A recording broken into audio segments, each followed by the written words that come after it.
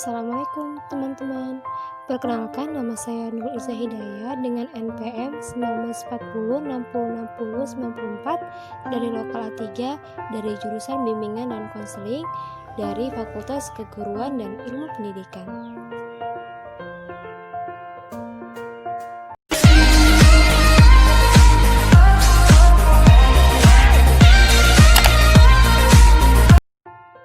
Nah, teman-teman, di sini saya akan menjelaskan tentang pendekatan konseling behavior therapy.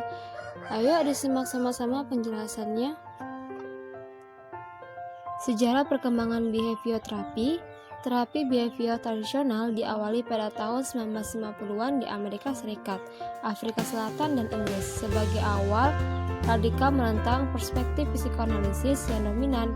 Fokusnya adalah pada menunjukkan bahwa teknik pengkondisian perilaku yang efektif dan merupakan alternatif untuk terapi psikoanalisis.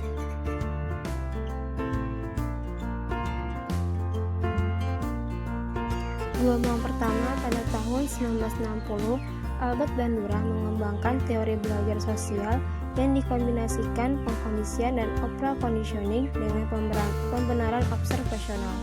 Gelombang kedua, terapi behavior melakukan evaluasi terhadap metode yang mereka gunakan dan mempertimbangkan dampak dan praktek terapi.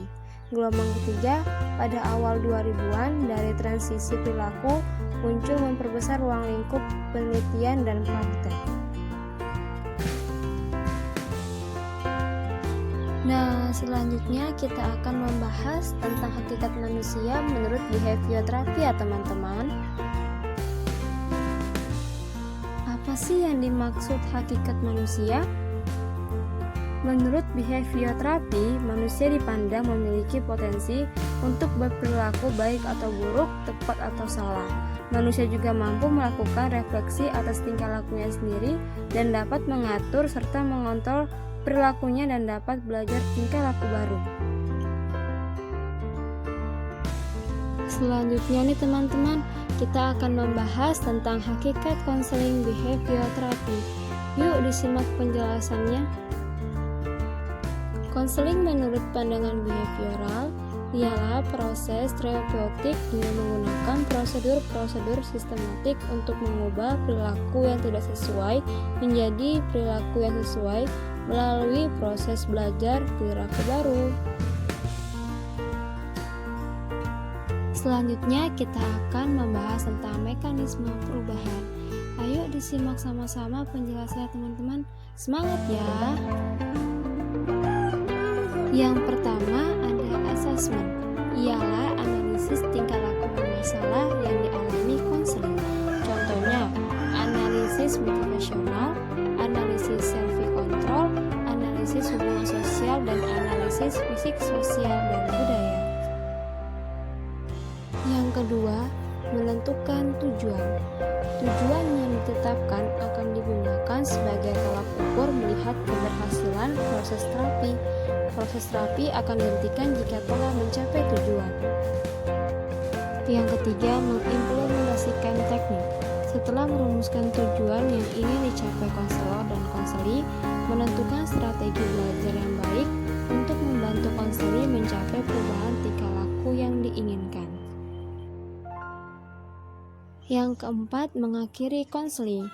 Proses konseling akan berakhir jika tujuan yang ditetapkan di awal konseling telah tercapai. Meskipun demikian, konseling tetap memiliki tugas, yaitu terus melaksanakan perilaku baru yang diperoleh selama proses konseling. Selanjutnya teman-teman, kita akan membahas tentang teknik-teknik konseling behavior therapy. Disimak ya penjelasannya.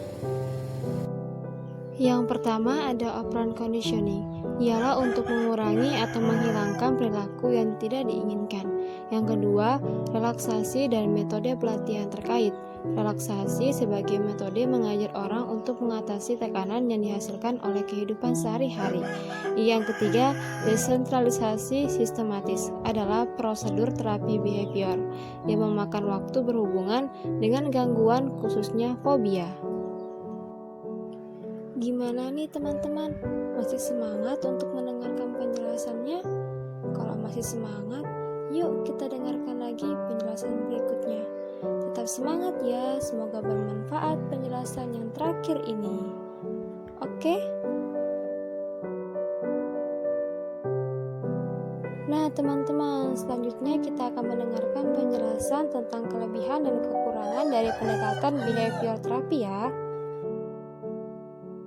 Kelebihan behavior therapy yang pertama, pembuatan tujuan terapi antara konselor dan konseli di awal konseli dan itu dijadikan acuan keberhasilan proses terapi.